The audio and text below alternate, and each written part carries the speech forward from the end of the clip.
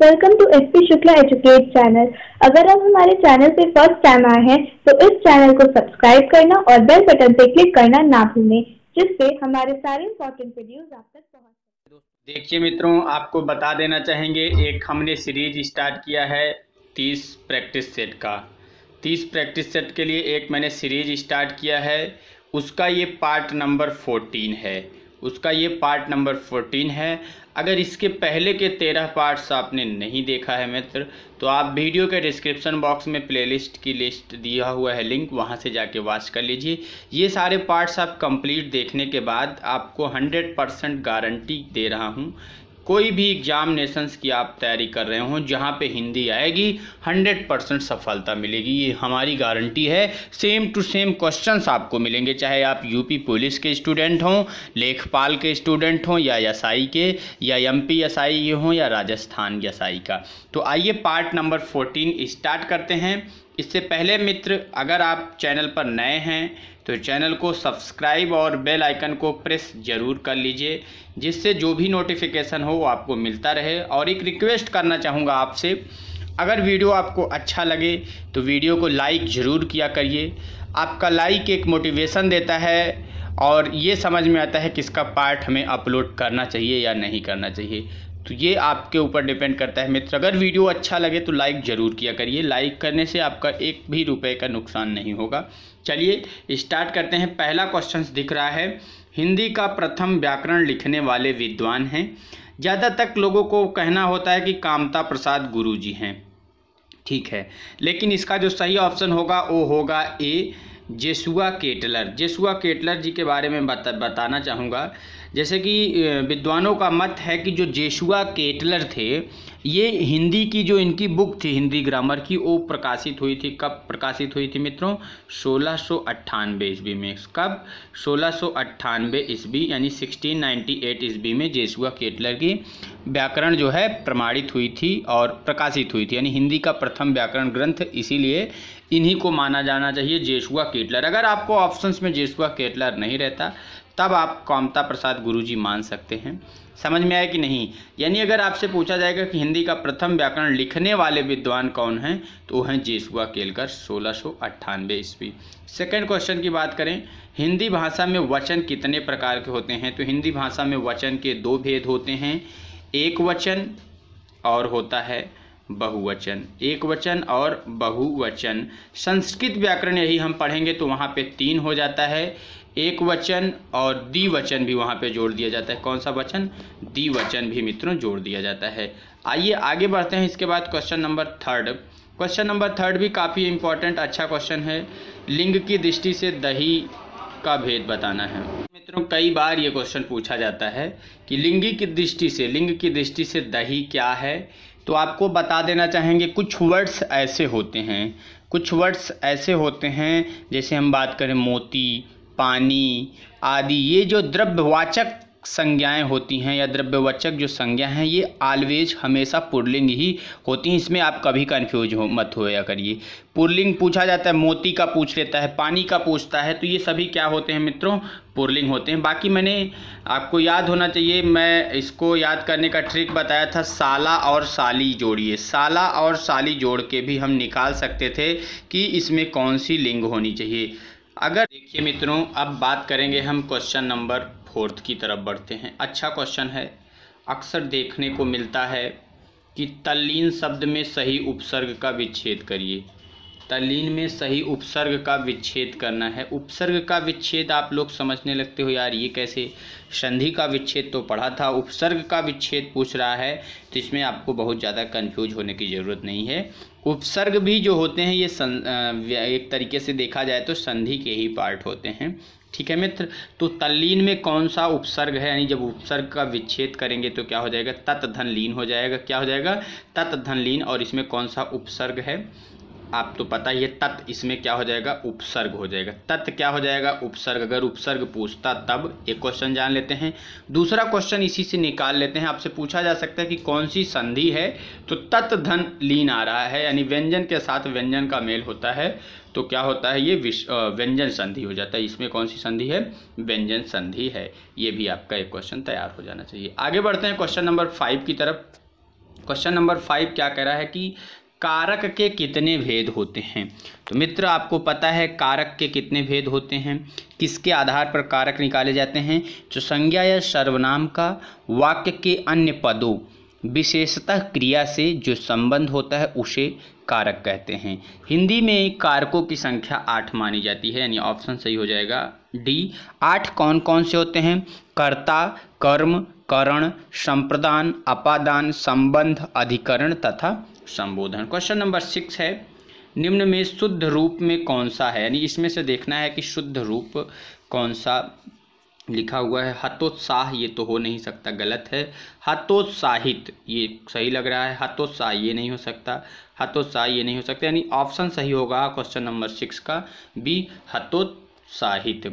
समझ में आया कि नहीं मित्रों। क्वेश्चन नंबर 7 की तरफ बढ़ते हैं।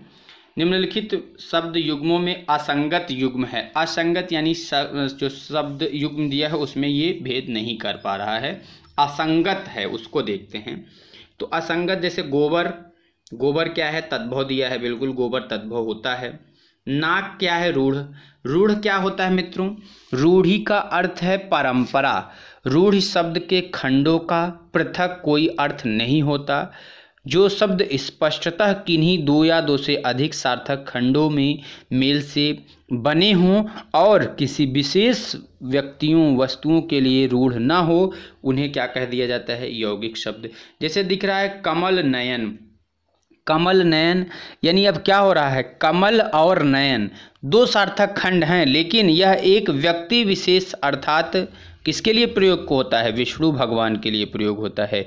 इसीलिए यह यौगिक ना होकर के क्या हो जाएगा मित्रों? योग रूढ़ हो जाएगा। योग रूढ़ हो जाएगा। कौन सा शब्द हो जाएगा? ये योग रूढ़ शब्द हो जाएगा। मधुमास योग रूढ़ है। तो यानी आपका असंगत युग्म जो दिख रहा है ऑप्शन सी, कमल नयन। कमल नयन क्या है मित्रों? असंगत है। क्यों? क्योंकि ये क्या हो जाना चाहिए था? योग रूढ़ हो जाना चाहिए था। समझ में आया कि नहीं मित्रों। क्वेश्चन नंबर चलते हैं क्वेश्चन नंबर 8 की तरफ। खेचर का पर्यायवाची शब्द होगा। खेचर मीन्स अगर हम आम आदमी आम शब्दों में देखना चाहें तो जैसे हम लोग गधा के लिए भी कभी कभी खेचर का प्रयोग कर लेते हैं, यानी किसके लिए? गधा के लिए। क्या गधा का तो होता नहीं, लेकिन गधा के लिए क्यों यूज करते हैं? गधा में क्या होता है? दिमाग नहीं होता, शून्य होता है। क्या होता है? शून्य होता है। यानी खेचर का जो शाब्दिक अर्थ निकल के आता है वो होता है शून्य में विचरण करने वाला। तो देखिए शून्य में विचरण करने वाला जो होता है, फिर ऑप्शन ये चेक करते हैं आकाश में चलने वाला। तो भाई आकाश में चलने वाला जो है वो भी शून्य ही होगा, ठीक है। हाँ, फिर इसके बाद है पक्षी। पक्षी भी क्या करते हैं? आकाश में ही विचरण करते हैं, यानी आकाश में ही उड़ते हैं, यानी ये भी शून्य है। ग्रह जो भी हैं ये भी क्या हैं? अंतरिक्ष में चलायमान हैं। यानी कहने का मीन्स क्या है? अगर देखें तो खेचर का क्या अर्थ हो जाएगा? चारों हो जाएगा, यानी सही। इनमें से सभी ऑप्शन क्या होगा? सही हो जाएगा। क्वेश्चन नंबर 9 है, मुकुट शब्द निम्नलिखित में से किस कोटि का शब्द है? मुकुट किस कोटि का शब्द है? तो आपको पता है मुकुट शब्द ये क्या है? तद्भव शब्द है। तत्सम क्या होता है? संस्कृत के जैसा। तत्सम होता है संस्कृत के जैसा, और तद्भव होता है संस्कृत को जो हिंदी में रूपांतरित कर देते हैं, यानी आपका सही ऑप्शन हो जाएगा सी, तद्भव। आगे बढ़ते हैं नेक्स्ट क्वेश्चन की तरफ। क्वेश्चन नंबर 10 अच्छा क्वेश्चन है। क्या कह रहा है कि जो पूजा के योग्य हो उसे पूज्य बोलते हैं। क्या कहते हैं? जो पूजा के योग्य हो उसे पूज्य बोलते हैं। पूजनीय ऐसे तो होता नहीं, पूजनीय, पूजनीय, ये सभी क्या हैं? गलत हैं। अगर कभी कभी पूछ लेता है एग्जामिनेशंस में पूजनीय लिखने के लिए भी आता है, तो आपको पता होगा पूजनीय ऐसे लिखा जाता है। ये इस तरीके से आपको लिखना आता ही होगा। समझ में आया कि नहीं मित्रों। यानी ऑप्शन जो सही होगा इसका सही हो जाएगा कौन सा? ऑप्शन बी, जो पूजा के योग्य हो उसे पूज्य बोलेंगे। क्वेश्चन नंबर 11 है, अनभिज्ञ शब्द का विलोम अभिज्ञ होगा, तो इसमें तो कोई दिक्कत ही नहीं है। रेलगाड़ी शब्द है। रेलगाड़ी, अब देखिए इसमें अगर देखें तो इसको 2 पार्ट में बांटते हैं। अगर रेल अलग है, गाड़ी अलग है। रेल कैसा शब्द है? इंग्लिश वर्ड है। गाड़ी कैसा है? हिंदी वर्ड। जब 2 भाषाओं का मेल होता है तो उसे संकर शब्द कहते हैं। क्या कहते हैं मित्रों? संकर शब्द कहते हैं। यानी अगर आपसे पूछेगा कि बताइए रेलगाड़ी में कैसा शब्द है, तो रेलगाड़ी शब्द संकर शब्द है।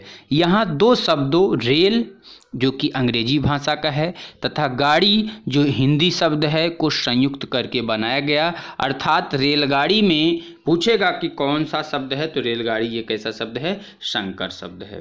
देखिए मित्रों, क्वेश्चन नंबर 13 पे चलते हैं। क्वेश्चन नंबर 13 भी अच्छा है क्वेश्चन है। एक क्वेश्चन हर बार इम्पोर्टेंट है, एग्जाम में आता ही है। किसी दिन मैं एक पार्ट में जो है एक पार्ट यही लाऊंगा जिसमें मैं बात करूंगा वाक्यों के प्रकार। 25 क्वेश्चन सेलेक्ट करूंगा, वाक्य, सरल वाक्य, साधारण वाक्य और मिश्र वाक्य में, क्योंकि इसमें एक बड़ा कन्फ्यूजन होता है। अगले 2-3 पार्ट में आपको एक पार्ट इसका जरूर मिलेगा। क्वेश्चन क्या कह रहा है, उसने कहा कि मैं घर जाऊंगा। उसने कहा कि मैं घर जाऊंगा, किस तरह का वाक्य है, तो ये तो एकदम आसान सा है, मिश्र वाक्य है। क्यों मिश्र वाक्य, थोड़ा सा बता देते हैं।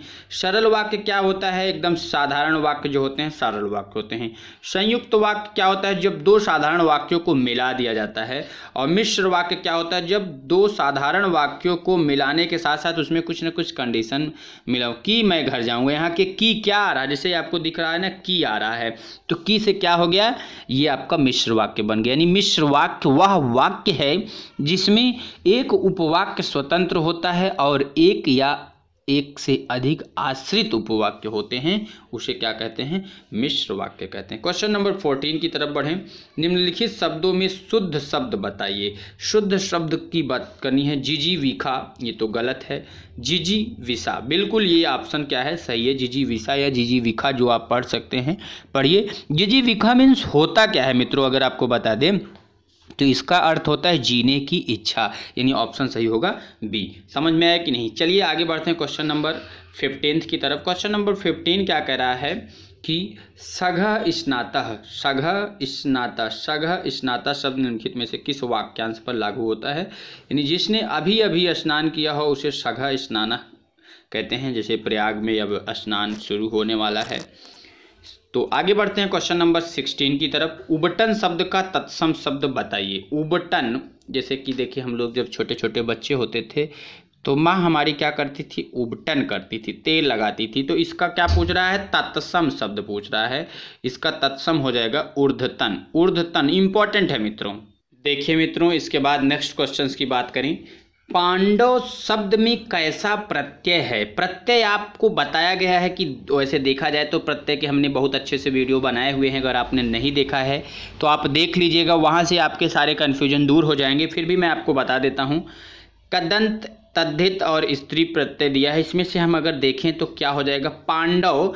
अगर हम इसको देखें पहले कौन से प्रत्यय से बना, इसमें कौन सा प्रत्यय आ रहा है वो हम देखते हैं। अगर इसको हम निकालने की कोशिश करें तो ऐसे हो रहा है ना, पांडव। अब इसमें थोड़ा सा अगर विचार करिए तो अपने आप हम बता सकते हैं।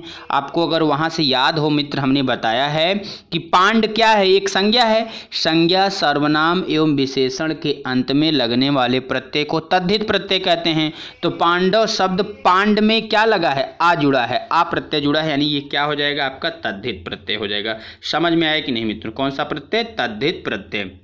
चलिए बढ़ते हैं नेक्स्ट क्वेश्चन की तरफ मित्रों। आग में घी डालना, ये तो आप समझते ही हैं। जो बहुत क्रोधित हो उसको और क्रोध में व्यक्त करना, यानी क्रोधी को और अधिक उत्तेजित करना हो जाएगा। कौन सा ऑप्शन सही होगा, सी। क्वेश्चन नंबर 19 की तरफ बढ़ें। खेत रहना मुहावरे का शाब्दिक अर्थ है। खेत रहना मुहावरे का शाब्दिक अर्थ होता है, बहुत ही अच्छा इंपॉर्टेंट क्वेश्चन है, वीर गति को प्राप्त हो जाना। यानी जो जवान होते हैं सीमा पर, जो वीर गति को प्राप्त हो जाते हैं, उसके लिए कहते हैं ना कि खेत रहना। यानी खेत रहना मुहावरे का शाब्दिक अर्थ होगा वीर गति को प्राप्त हो जाना। मुहावरा किसे कहते हैं, तो मुहावरा उन वाक्यों अथवा वाक्यांशों को कहते हैं जो अपने शब्दों का सामान्य वाच्यार्थ ना प्रकट कर सके, कुछ विलक्षण ही अर्थ बताते हैं। चलिए क्वेश्चन नंबर 20 की तरफ बढ़ते हैं। जहाँ ना पहुँचे रवि वहाँ पहुँचे कवि। बहुत पहले आपने सुना होगा, कवि लोग जब आते हैं सीमा पे नहीं आते, कभी लोग जब रंगमंच पे आते हैं तो कहते हैं ना, जहाँ न पहुँचे रवि वहाँ पहुँचे कवि। यानी उनकी कल्पना शक्ति बड़ी तेज होती है। यानी कवि बहुत क्या होते हैं, कल्पनाशील होते हैं। यानी ऑप्शन सही हो जाएगा डी। Question number 21। चरण कमल बंदौ हरिराई जाकी कृपा पंक्ति में अलंकार है। इसमें तो कुछ कन्फ्यूजन वाली बात नहीं है, रूपक अलंकार हो जाएगा। रूपक में होता क्या है, जहाँ किसी की क्या हो रही है, चरण कमल बंदौ हर, यानी चरण कमल बंदौ हर रही, यानी हरि से तुलना की जा रही है, तो इसीलिए क्या हो जाएगा यहाँ पर रूपक अलंकार हो जाएगा। देखिए मित्रों, इसके बाद क्वेश्चन नंबर 22 है। क्या कह रहा है कि देख यशोदा शिशु के मुख में सकल विश्व की माया, क्षण भर को वह बनी अचेतन, हिल न सकी कोमल काया। तो एकदम क्या है, अद्भुत रस है। इसमें कौन सा रस है? अद्भुत रस। पेट्रोल शब्द है। पेट्रोल शब्द क्या है? ये तो अंग्रेजी भाषा का शब्द है। देखिए, ये भी एक क्वेश्चन आज के समय में ट्रेंडिंग बन चुका है। खास तौर से हम वनडे एग्जाम की बात करें तो ये आ ही रहा है। एक वीडियो मैं बहुत जल्द इस पे भी लाने वाला हूँ, जिसमें हम ये देखेंगे अंग्रेजी भाषा का शब्द, फारसी का, पुर्तगाली का, अरबी का, ये जो भी जापानी, जो भी जितने वर्ड्स निकल के आते हैं उसको मैं एक प्रॉपर वे में एक अलग तरीके से उस पर सेलेक्ट कर दूंगा वीडियो। क्यों? क्योंकि 2 से 3 क्वेश्चन अक्सर पूछा जा रहा है आपके एग्जाम में और 100% पूछा ही जाएगा। तो इसलिए इस पर भी वीडियो लेके आएंगे, बहुत जल्द ही वीडियो लेकर आएंगे मित्रों। पेट्रोल शब्द कैसा शब्द है? ये अंग्रेजी भाषा का। क्वेश्चन नंबर 24 है, दुह धन करह दुष्कर में। यहाँ तो आपको जैसे ही दुह दिखा तो आपको टेंशन लेने की जरूरत नहीं, कौन सा संधि हो गया? विसर्ग संधि। प्रातः काल में यहाँ प्रातः दिख रहा है तो इसके बदला से हम जान गए कि कौन सी संधि होगी? विसर्ग संधि होगी। तो आज के लिए मित्र इतना ही रखेंगे। अगर आपको वीडियो अच्छा लगा तो आप अपना सपोर्ट जरूर करिए। पार्ट जैसे कि मैं नेक्स्ट पार्ट जल्दी अपलोड करता रहूं, उसके लिए आप लोग वीडियो को लाइक शेयर मित्रों के साथ जरूर करिए। वीडियो वॉच करने के लिए धन्यवाद। आपका दिन शुभ हो।